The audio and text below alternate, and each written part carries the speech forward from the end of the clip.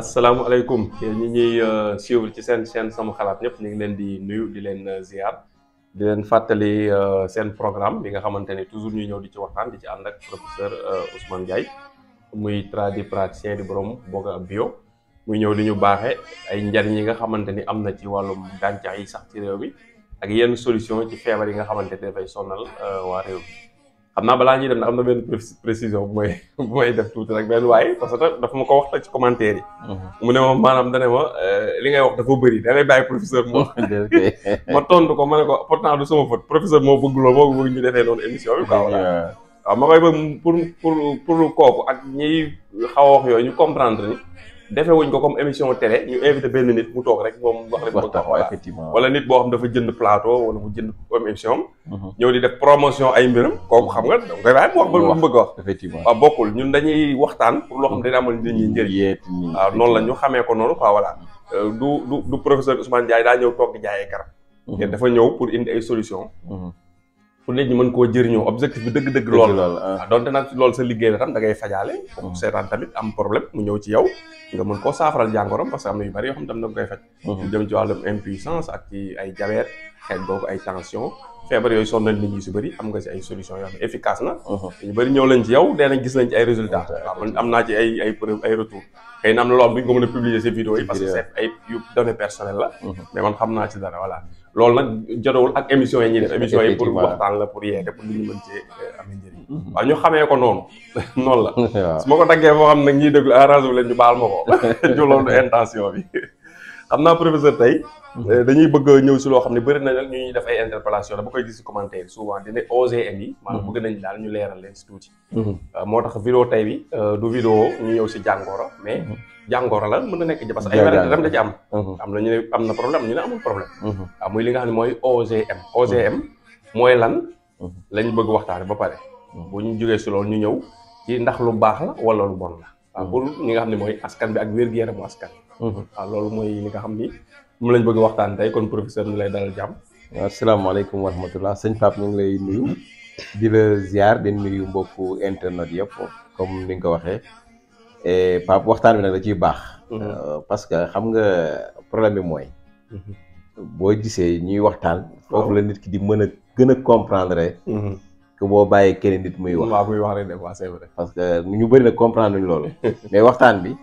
kii seetaan ci la gën a mën a jàngee te nga bàyyi kenn nit rek mu wax pendant 10 minutes 15 minutes 20 minutes parce que problème bi mooy gis nga Pape boo seetloo ñun bi nekk xale ba léegi ci rajo yeeg télé yi nit ñaa ngi waaraate xam nga li ma wax ñu ngi waaraate mais dara changé wul presque parce que nit ñuy waaraatee moo méthode bi moo demul c'est vrai ñun biñ nekkee xale ba léegi télé yeeg rajo yaa ngi dégg ñu waa xaale Rasulullah sallallahu alayhi wa sallam nangam mais tey la bon gi gën a yokk maanaam yëpp gën a yokk te pourtant ay xam-xam la ñuy wax amul interaction la waa kay mais niñ koy transmettre mooy xaw a jafe léegi nag waaraate dafa toll foofu di Pape tey même gis nga c'est que nit ki moo bëgg xam-xam rek mais tey gis nga sëriñ bi waaraate war na mën a waaraate ci plateau ba pare te du tudd sax aaya alxuraan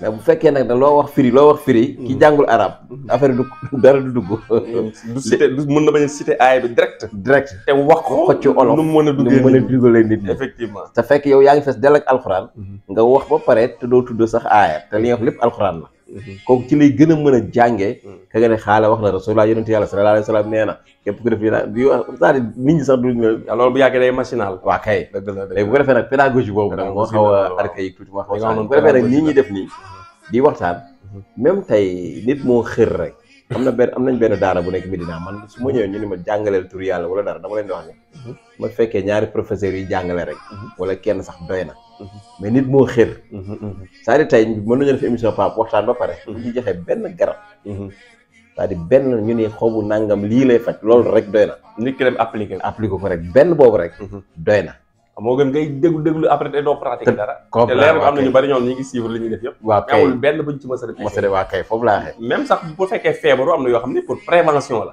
comme yi bari yoo fi joxe xam nit que bu koy def feebar mën na koy bañ a daal te ñu bari ñu ngi koy déglu demuñu def di wax ni dëgg wér la effectivement su ko defee nag kon Pape waxtaan bi da ciy baax beneen bi tamit mooy Pape am na loo may reproché li ma may wax toujours parfois mais nit ñi dañ ma koy woo nit dalay woo ñu la seetaan naa sa émission nangam.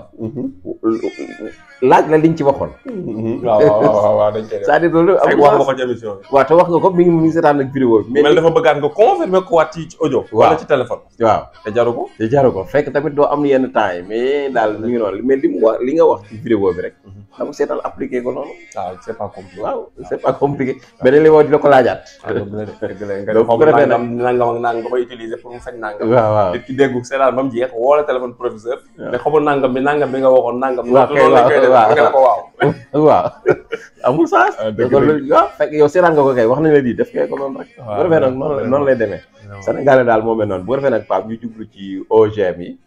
OGM yi moom xam naa ni yow laay bàyyil waxtaan bi parce que dafa nga ci waxtaan bu am solo te bu pertinent léegi bu ko defee nag OGM mooy duñ koy waxee rek organisme génétiquement modifié. donc te xam nga luñ modifié rek jàppal ni baaxul wax yi rek mooy loolu. waaw modifié nañ ko rek jàppal ni baaxul. léegi modifié boobu nag Pape exemple tey niñ ko mën a waxee tey mooy lan rek maanaam lépp loo xam ni xam nga OGM. nit ñi dañuy wax ni en général mën a nekk ci plante. waaw mooy garab yi ñuy lekk. fruits yi. wala gàncax gi légumes yi. mais mën a nekk ci animal aussi. muy bàyyi ma yi. mais mën nañ ko def aussi ci ay bactéries. bu yàggee su di jëm ci ay nit. waaw mi ngi noonu gis nga non fa lañ mën na nekk fa lañ jëm. donc bu ko defee nit ki la ñuy changer ay organisme rek. presque loolu mooy OGM. léegi nag le fait que ñu modifier ko. ñu changer ko gène bi. donc il y a un problème. am na problème de parce que loolu lu yàlla programmé boppam la. waaw kay ñu ñëw dugg si modifier. waaw kay léegi ñoom nee nañ léegi nag lan moo tax ñu kii ko ñu taamu loolu parce que nee nañ léegi il faut la sécurité alimentaire. maanaam pour nit ñi mën di parce que comme que nit ñi dañoo bari ci monde bi. pour li ñuy lekk. maanaam boo ko bayee mu gaaw. pour mu mën a gaaw a ñor. nit ñi mën koy lekk sinon. mbay mi bu bëggee yàgg. ci yenn temps yi. day kii day xaw a yàgg nit ñi duñ mën a am luñ lekk. bu ko modifier daal pour mu gën a gaaw. wala gën a bari wala gën a bari. gën a neex gën a rafet. loolu lay bu jub. loolu mooy lay bi. donc gis nga. donc mi ngi noonu Pape. macha allah xam naa waxtaan bi moom dañ koy seq. waaw parce que tamit li nga wax noonu. ñoom mooy côté bi nga xam ne ñoom ñooy défendre OGM ñoom côté boobu dañuy appuyer toujours maanaam njariñ yi mën a indil nit ñi. effectivement nag OGM bi ni ko nit ñi léegi man dama gis naa ñu bëri ñu ci def ñu ci wax ay vidéo bi mooy temps ñu ko doon coow. xam nga Sénégal effectivement ñu coow benn affaire rek ñu bëri dañuy génn wax ci. après ci une semaine 2 semaines. affaire boobu après ñu bàyyi ko kenn doolu dégg kenn wax ci. man moo tax jamono yooyu sax man préféré wu ma woon wax parce que maa xam li buri bu bëree booy wax ci biir bur bi kenn du la dégg. kenn du la dégg effectivement loolu la te OGM yi maanaam bonewul niñ koy waxee. baaxewul ñi ko ñeneen ñi tam di waxee. effectivement mooy loolu. mais nag ñi ko defar moom ñoom dañ koy tagg ba waaw comme ni nga wax dañuy gis sécurité alimentaire dafay excès te am na yu bari yu ñu wax yoo xam ne effectivement am na ci OGM. ci OGM yi. ci maanaam gàncax yi nga xam ni dañ koo modifié. bien sûr am na njariñ yu bari yoo xam ne am na ci te ñi koy bay gis nañ ko. waane nag dafa am yeneen scientifique tamit. ñu def ay recherche yi ñoom it wax ay lor yu ci am. effectivement ak ay lor yoo xam ne mën naa am mu am ci. yoo xam ni gisaguñ ko mais ñu jox nañ ni mën na ci am effectivement. léegi nag ñee défendre fii ñi défendre fii ñaari groupe scientifique yi bokkul la. ñii ne baax na ñii ne bon na. ñii ne baax na nag côté économique. la ñuy gën a appuyer ñi ne bon na nag côté santé la ñuy gën a xalaat loolu moo ci am. parce que tamit boo jëlee li nga xam ne mooy gènes yi. parce que xam nga nit ñi bu ñu yàlla ñooy modifié dañuy def ne comme mboq bi lañ jël rek modifié ko di fekk du loolu. du loolu waaw. maanaam ni mu ko mën a waxee li nga xamante moo yor ruuxu mboq bi. bu doon doomu aadama ruuxu doomu aadama lañ dem ñu modifié ko. loolu la bu dee ci mboq bi di gènes yooyu tamit. mu dem ba ci génome ba. ama loolu maanaam ruuxu graine bi. la ñu modifié. information yi mu amoon nga xam ne moom dafa war a di multiplier woo nii. ñu jox ko yeneen information ne ko day multiplier woo nee. comprendre nga. ñoom nag ñu ne dañ ko def parce que am na mboq yu ñu ko def yoo xam ni biñ ko defee gis nañ ni maanaam mboq yi dañuy gën a rëy. ba pare seen doom yi day gën a bari ce qui fait que rendement yi par hectare day gën a bari ay lay yu bari quoi. am na mboq yu ñu ko def tam yoo xamante ni parce que mboq la ëppee. tey si àdduna bi ñu koy def mboq la ëppee am na yeneen mais mboq la ëppee. am na mboq yu ñu ko def yoo xam ni dañ ko def noo xam ne information bi dafa am dafay am benn substance. bu mboq bi di produiral boppam boo xam ni. substance boobu day dàq gunóor yeeg yi doon lekk mboq yi. su fekk mën nga bàyyi sa toolu mboq ba mu egg fii benn gunóor du ko laal effectivement te bu ko benn gunóor laalul loolu liy dàq gunóor gi lan la mën a indil doomu aadama bi après ci santé loolu nag duñ ci nag gars yi nag ci wax effectivement waaw ci côté santé loolay problème bi waaw xam nga jëf sa mboq gunóor yi ñoom daw ko ne duñ ko laal kon am na lu ci nekk loolu nag léegi lan lay war a indil nit ki ci temps bu gudd te modification boobu ñu def ci te lu ñuy lekk la modification bi ñu fi def te doomu aadama ku ne xam na ni comme maam Abdoulaye ko doon waxee mu ne koo gis ab ñaam bi buy dox la wala carotte buy dox wala supame buy dox li tam wax ko mooy yooyu la ñuy consommer ak leneen li ak mburu yeeg yëpp la ñuy consommer loolu biñu nekkee liir ba léegi yooyu comment bu toll nii kon ñun yooyu lañ transformation biologique la def ba nekk ñun suñu deret ak yooyu kon bu ñu modifier loolu mu dugg si ñun parce que tam du am lu modifier si effectivement loolu ay question la waaw mais maanaam dafa naqaree joxe affirmation wala maanaam nga infirmer waaw loolu dafa difficile mais li ci mën di am mooy lu teye xel la waaye nag du lu bees waaw kay loolu ñu bëri nag dañoo defe ne ñu bëri dañoo yaakaar ne voilà mi ngi doog a ñëw voilà te foo nekk nii ordre scientifique yi nekk Sénégal 2017 la leen Macky Sall demandé woon parce que bi ñu moom boobu xam ne peut être xëy na OGM yi bëgg nañu xool nuñ ko mën dugale Sénégal ci agriculture bi bu demandé leen nañ ko si defal ay gëstu buñ ko si defalee ay gëstu li ma leen di wax nii nag du ay théorie document bi dinañ leen ko defal ci suuf vidéo bi lien bi ngeen njëkk a jot si vidéo bi ko cliquer di nga dem ci document officiel bi nga xamante scientifique yu Sénégal ñoo ko bindaloon président Macky Sall jox ko pour wane ni OGM bi baax na ak tamit recommandation yu ñu ci def maanaam ni ñu war a organiser secteur bi ni ñu ko war a protéger ba nga xam ne tam ko respecté wul ñoom conditions yi ñu teg daal di la war a teg et cetera.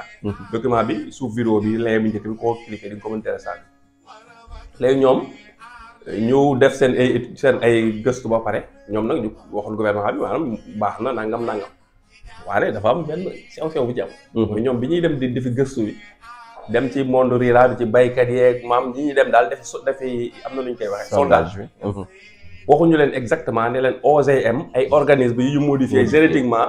lañ bëgg a xool nuñ koy dugalee ci réew mi lu ngeen ci xalaat. laajuñu leen loolu effectivement. non dañ leen wax daal ay produits yoo xamante ni dafay gën a baaxal ay rendement.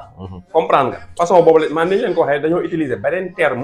bu bokkul ak terme bi ñu koy waxee dëggantaan te dañ leen waroon wax rek. mboq bi dañ koy modifier génétiquement dañ ko dugal ci ay laboratoire modifier information yi pour muy gën a bari loolu ndax xalaat ngeen baax na wala baaxul léegi nag ñoom bi ñu defee sondage bi comme terme bi ñu utiliser ak thème bi ñu war a utiliser bokkul ñee kon li ñuy dégg ak li ñu doon dégg bokkul waaw ñu avis favorable li ñu am ci majorité bi ñoo nag wax mën nañ ko def loolu moo tax après te loolu waxee 2017 ñoom lañ waxoon loolu Macky Sall te ji nga 2022 bi lañ nekk di ci coow foog nga xam ne Sénégal kon daanaka ñun coow ñuy neex ñuy coow même mbir yi duñ ko gëstu rek 2022 bi lañ ci nekk dégg rek ñu ne OGM dañ koy légaliser ñu commencé ñëpp nekk di si wax te fekk noonu mooy li nga xamante noonu la demee léegi nag gouvernement bi bu ko bëggee légaliser bu kenn mënu si dara da ko légaliser léegi nag mais utal nañ ko ay garde fou waaye wax ji mooy Sénégal est-ce que ay garde fou dina tere produit yi dugg fi ndax ku nekk xam na produit yi nekk si dëkk bi yëpp lu ci bari waru fee dugg bari ki démb dañ maa may téramycine commencé may lu bari fekk dafa am benn waay bu ma déggoon ci benn groupe WhatsApp bu ma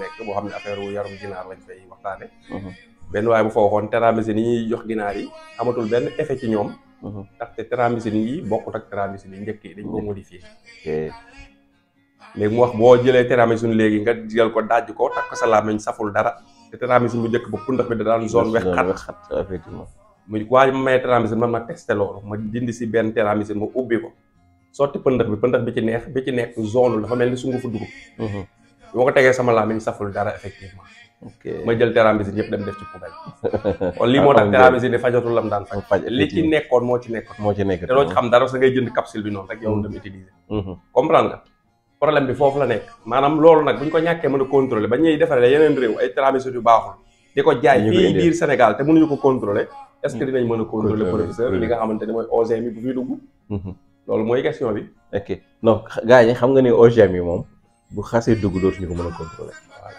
te dina dugg nu mu neexee mais problème bi sax Pape li nga wax mooy OGM yi bu fekkente ni tey def nañ ko muy yoo xamante ni dañ ko modifier donc s'il y a modification rek il y a problème il y a risque de problème te nag il y a risque de problème mooy que il y a ñaari problème il y a problème de l'insécurité alimentaire xam naa après dinañ ci ñëw mais il y a aussi le problème de l'insécurité sanitaire te boobu gën a grave muy problème mu santé donc li mu mën a wax tey exemple dama naan OGM bis bu ñu ko appliqué Sénégal exemple wala bis bu fi duggee ni mu fi war a duggee carrément am contrôle du am contrôle benn mais ci problème santé bi mooy que ni nit dina xëy sax dee maanaam di dox ba caa nga dee te kenn du xam loola rey kenn du xam loola rey c'est-à-dire que il y a toujours des problèmes des produits chimiques yoo xamante ni yu bari moo nekk ci biir c'est la problème santé mooy li nga wax sànq c'est-à-dire que tey bu demee ba insectes yi ñi ma wuñoo laal garab bi kon insecte boobu am na lu koy dàq am na benn xet boo xam ne ñemewu ko léegi yow nga lekk ko léegi li imaginer loolu boo ko lekkee à long terme 1 an 2 ans 3 ans 5 ans 10 ans voilà effet boobu ban effet la lay def effet négatif donc loolooy problème donc loo xam ne gunóor ñemewu ko kon doomu aadama waru ko mën a ñeme dina am ay lor yu day am loolu yor ba ci yàgg tamit day am ay antibiotiques yoo xamante ni tey yi nekkoon sa corps sa yaram antibiotiques yooyu nga xamante tey boo feebaree da ngay jël garab googu moo xeex ak feebar bi day dem ba sax booy lekk OGM yooyu day dem ba antibiotiques yooyu dootoo ko am day dee waaw parce que ñoom kon information yi dootul bokk ak yañ xamul waaw kay léegi nag bépp garab boo naanati muy garabu olof muy garabu tubaab du la jëriñ dara donc finalement garab moo dootul jëriñ da nga ngay faj ba dee mais doo am résultat que ce soit nag muy garabu olof muy garabu tubaab muy leneen ak leneen parce que antibiotiques yi nga waroon am nekk sa corps sa yaram amatul benn boo xamante ni mi ngi si biir donc lépp dee la loolu c'est dangereux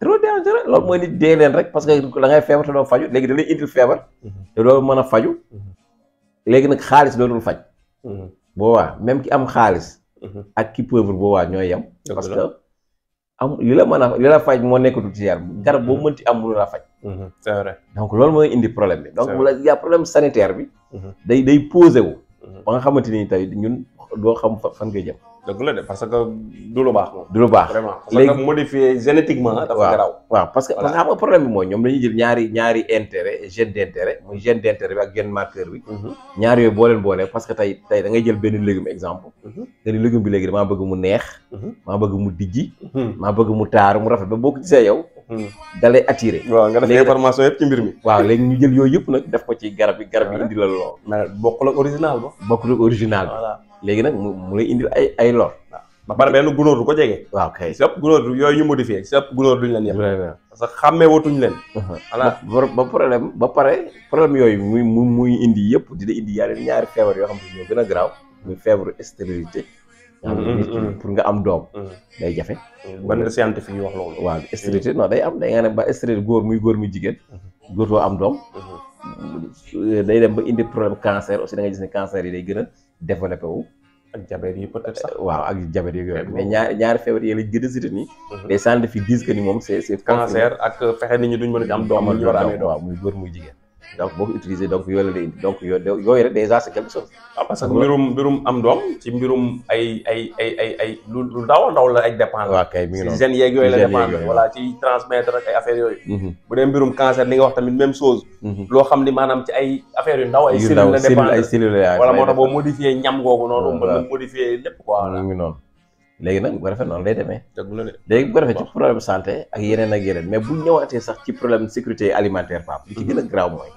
ñoom dañuy def ba dañu monopoliser ñun li ñu war a lekk exemple voilà ba pare mu nekkaat beneen problème beneen danger muy que dañuy dem encore ba monopoliser encore suñu semence nga xam ne jiwu bi tey ñoom dañ koy contrôler ba pare yow dina mujj ñun non danger bi dëgg sama nag yaakaar naa man foofu loolu sa laa gën a tiit par exemple xam nga produit yi ñu defar mu nekk OGM nit ñi di ko lekk ak yooyu loolu moom man xam naa ni loolu moom maanaam kenn mënut a waat Sénégal ni lekkoo parce que li fiy dugg yëpp contrôlé wuñ ko blé bi fiy dugg dañ ñu koy jaay ñu ko fiy dugal di def mburu di lekk 100% ndax OGM du OGM loolu ñun ñi mu amuñu benn preuve effectivement blé bi mboq bi fiy dugg ñu si suñu usines yi di defar alimentation volaille bi ak yooyu bétail loolu amul benn nit mën a garanti ni mboq bu naturel la li si ëpp OGM lay nekk kon OGM yi commencé nañ ko lekk bu yàgg te yëguñu ko moo tax ku fi ne nga non OGM dina fi dugg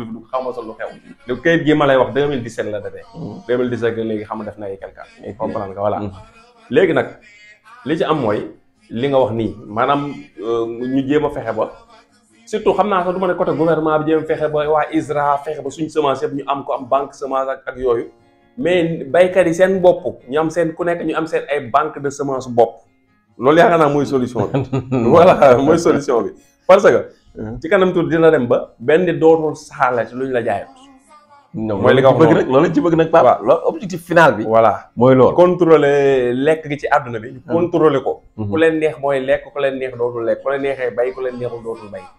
parce que bu ñu demee ba par exemple tey yow ngay dem par exemple professeur nga yoroon sa tool yor sa jiw mboq di ji nga dem ba ñun la ñoo xam am na sax bu ñu def ci diggante bi de mooy jiw boo xam ne hybride la. maa ngi dégg démb rek reeni comme maa ngi koy seetaan ka dem joxaane tool yi mu demoon wër ci Sénégal yëpp mu an ministre bi dem fa toolu mboq yoo xam ne yu rafet sax macha allah mais dañ ne semence hybride la mooy F1 bi. waaw comprendre nga léegi après hybride lan mooy ñëw comprendre nga voilà léegi nag loolu bu ñu demee ba semence xam nga semence hybride boobu ñoom duñ ko produire day am ni ko produire jox leen ko semence dañ ko jënd léegi sooy dem di def loolu ay at day dem ba sa semence bu njëkk ba nga amoon da nga koy perte. ñoom loolu moom léegi nag chaque année ñoo lay jaay semence.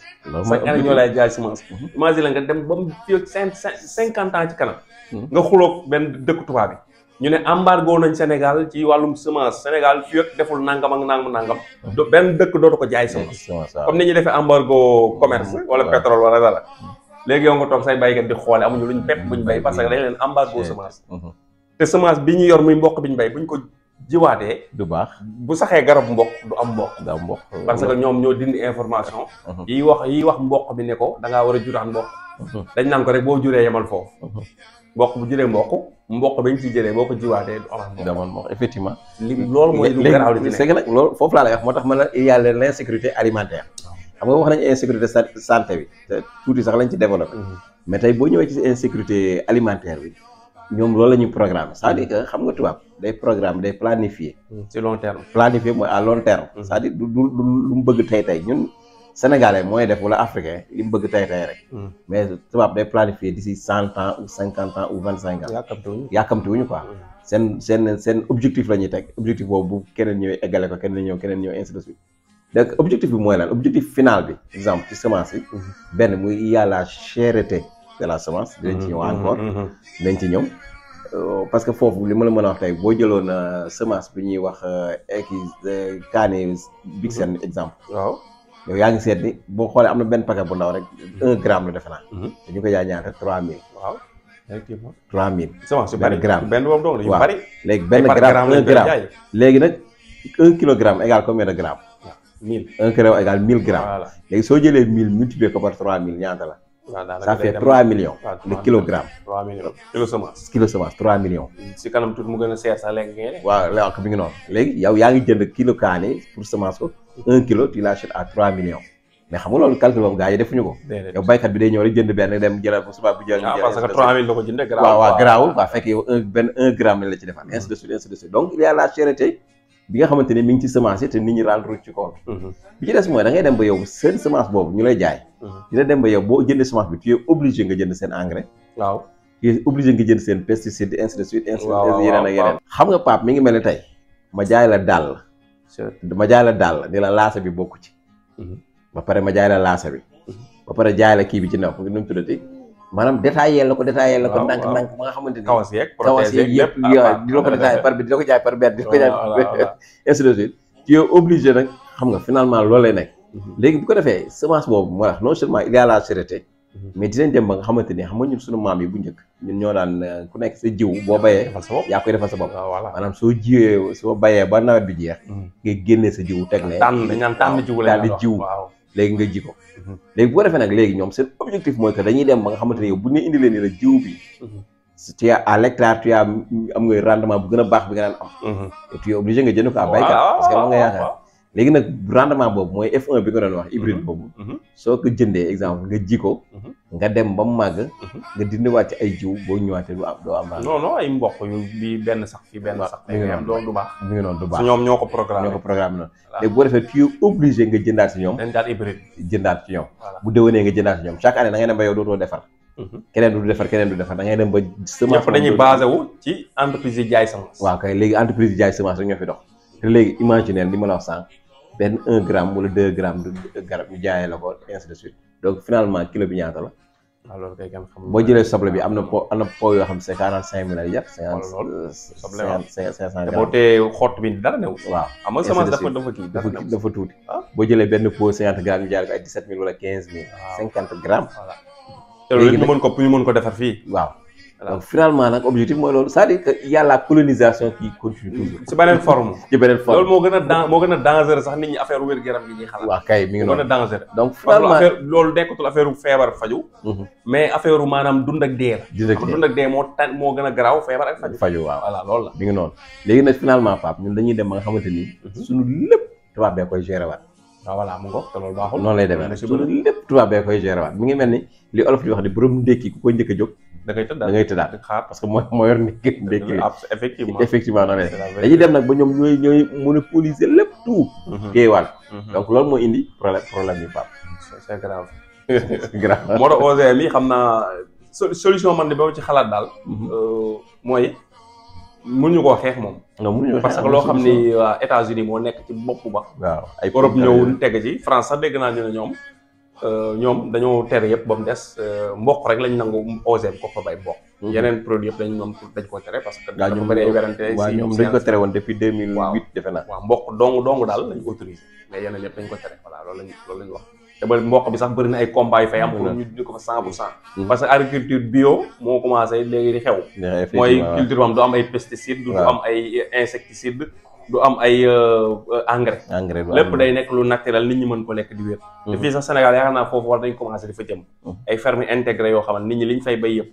maanaam day nekk si biir ferme bi lay nekk voilà da nga fay yor ay bàyyima ak ay njanaaw yoo xam ne yoo lay produire engrais bi nga koy utiliser si tool yi li ngay jëlee si tool bi nga leen siy dundal ñoom tamit di si dund di si jaay di kii loolu yaakaar naa xam nga mag ñi bu njëkk sax Pape ñun bi nekkee xale mag ñi noonu lañ daan def daanaka c'est que dañ ko organiser wul woon carrément mais boo xoolee ñoom bu ñu yeree ci kër gi fas beeg nag beeg yooyu dañuy jël neefere yi voilà moom la ñuy yóbbu ci tool yi di ko fa tuur di xaar nawet bi ñëw léegi bu ko defee ñoom dañuy am rendement bu baax voilà comprendre léegi nag yow bu fekkee def nga benn ferme intégrée voilà ferme intégrée mooy lan dootoo sànni dara yow te lépp c'est naturel tout se recycle c'est-à-dire que tey boo amee say xar nga yar leen ci tool bi exemple nga am sa benn 3 hectares wala 2 hectares nga am yi def fa poulailler def fa ay xar yar fa quelque nag ainsi de suite yaa xam li nga yar daal léegi ñoom loolu ngay yar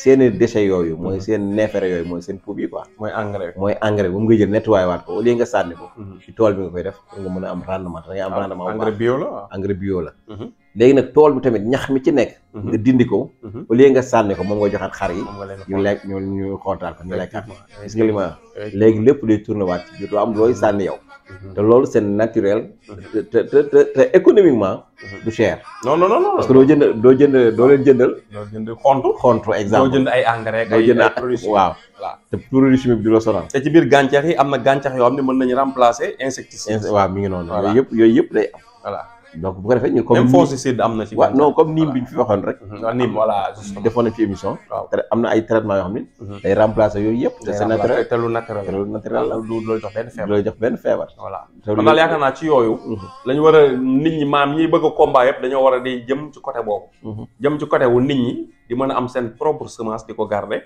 ba pare di jëm ci côté ferme intégrée plutôt que xam nga am na loo xam ne booy bëggee xeex ak moom te combat perdu d'avance la mënoo koo xeex. li ngay def mooy am na xam ne mënuñu ko xeex. li ngay def mooy da ngay dem uti yow beneen solution. à côté solution beneen proposé beneen solution moo gën di xeex OGM moom xeex ko yombul. parce que ay borom doole ñoo ko gérer. waaw voilà moo da ngay dem uti yow sa beneen solution boo xam ne doo def OGM. mu jeex man noonu daal laa gis moo ci xaw a tane. waaw mais problème bi mooy danger bi ci nekk rek mooy problème santé bi ci nekk. problème wér-gu-yaram. qui est obligé moom nit ñi.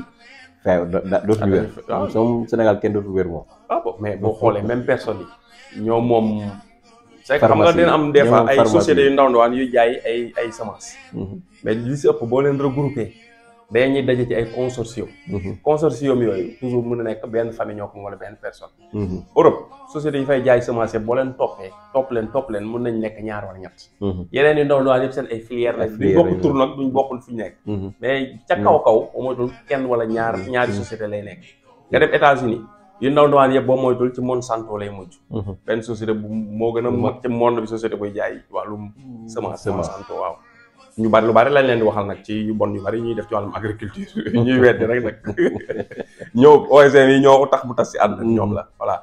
léegi nag ñooñu même ci banques yi même chose la banques yi boo xoolee banques yi ndaw ñoo bi yu bari fii ci dëkk boo leen toppee day am fenn fu ñuy dajewaat benn banque doomu moo leen di moom benn banque boobu nekk fii bii nekk fee nga toppaat leen bu ñu leen dajalaat ci benn banque noonu nga koy toppee ba mu dem ba dajaloo ci banque ci àdduna bi mën nañ nekk 5 banques yu wuute te mën nañ nekk 1000 ci monde bi mais ay dañ koy tas noonu ay filiales système boobu la ñuy def maanaam ñiy def graine yi noonu la ñuy def yeneen système yëpp noonu la ñuy def même ñi ma la wax fu ma jëm soon mooy ñu bëri ci ñoom tamit ñoo nekk ci pharmacie bi parce que société yu nga xam ne ay multinationales la ñu nekk ay consortium yu mag li ñuy def dañuy xool secteurs yi nga xam yëpp day indi alal te ci nit ñi la ñuy puiser ñu investir dañuy investir ci pétrole bi en même temps investir ci médecine bi dañuy am ay seen ay clinique bopp seen ay hôpitaux yu ñu moom investir ci ay laboratoire pharmaceutique ñoo koy moom investir ci les ce qui fait que boo demee ba nga xam yow da nga mën a contrôler chaîne bi nit ñi di dundee bi ñuy fajoo lépp boo ko contrôler ak seen xaalis bi yow après loolu la neex ngay def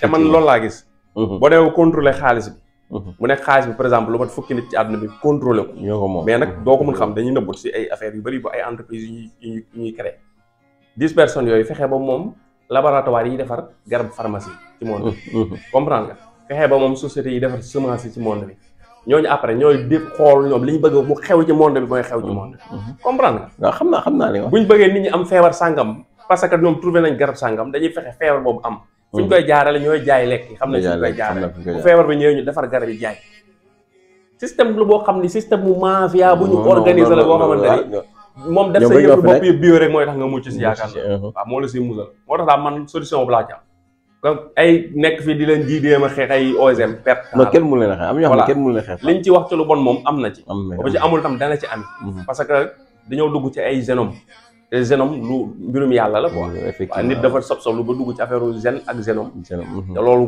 si ñi science scientifique yëpp xam nañ li lii du domaine doomu aadama waaw du domaine doomu aadama quoi te dugg nañ ci comme dugg nañ ci nag te doomu aadama bu demee foo xam ni suuf su set la bu ne fa cëpp li mu fay def bala mu foo jóge dina fa yàq te malaaka yi doon wax yàlla ne ko da nga leen fa yóbbu ñu nekk fa di tuur deret waaw après yàlla leen xam naa lu ngeen xam parce que yàlla xam na dinaa am ñoo xam duñu def loolu te ñoom xamuñu ko woon voilà loolu la tamit suñu génome yooyu ñu dem ak Z yi doomu aadama dina fa def loo xam ne catastrophe lay mujj jural doomu aadama léegi nag ñun liñ ci mën def mooy ku nekk yow nga fexe loolu nga bañ cee boobu man loolu laa ci xalaat. en tout cas du yomb de papa. voilà ah du yomb man de sama idée loolu la. man sama idée ferme intégré la. waaw te man projet boobu même maa ngi ci. yaakaar naa dinaa ko réussir ba nga xamante ni dara dootul dugg sama gémmiñ loo xamante ne du maa ko produire. moom sama projet loolu la. effectivement voilà. waaw non mën na nekk. c'est-à-dire li nga wax ni solution bu mën a nekk la.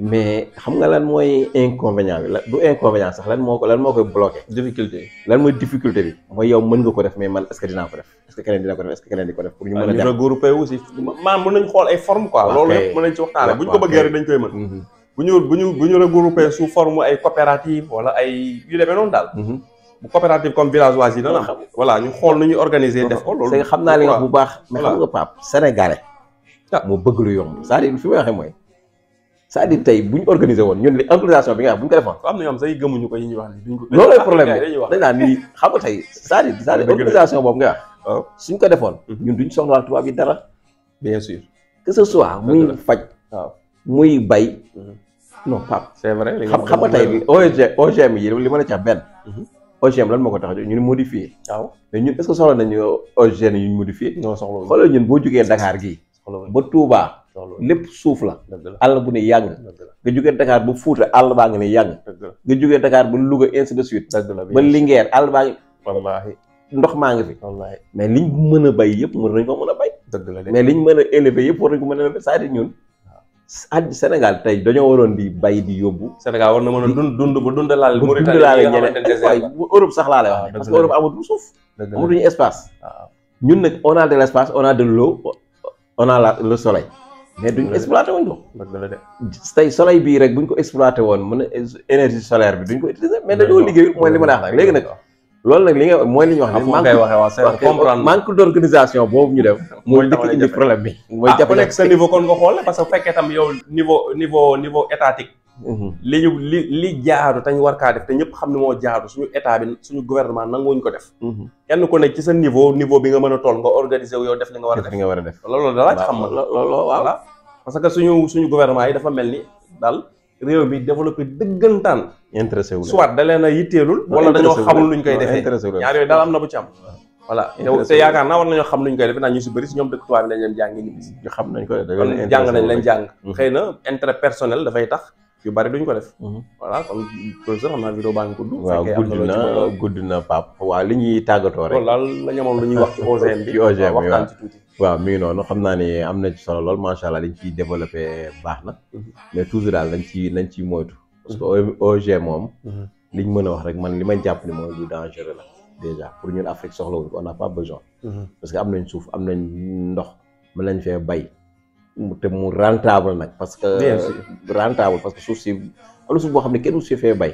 foofu boo fa bayee jël neefere yi ñuy wax def fa. rentabilité 100% ngay am. kon lu tax ñuy def ay OGM. allukaaj bu ma ko rombee may dem Thiès moo fa jaar du ma ko bëgg a xool du ma ko bëgg a xool bu fii bu fuuti nag laa wax noonu la mel. du ma ko bëgg a xool sax. léegi nag bu ñu demee ba ay tubaab jóge fa boo ñëwee waalo ay tubaab nekk fa. di jël sunu suuf boobu yëpp di bay di yóbbu ñun ñu fi toog nekk di xoole mais yàlla c'est la raison ñuy wax waxu chômage. waaw ñuy wax waxu chômage wax yu kenn xamul ak di ñaan ay engrais yu kenn xamul. da nga am gàcce sax nekk fi léeg-léeg da nga am gàcce. indien yi boo demee mbaan ñaata hectare lañ fa am.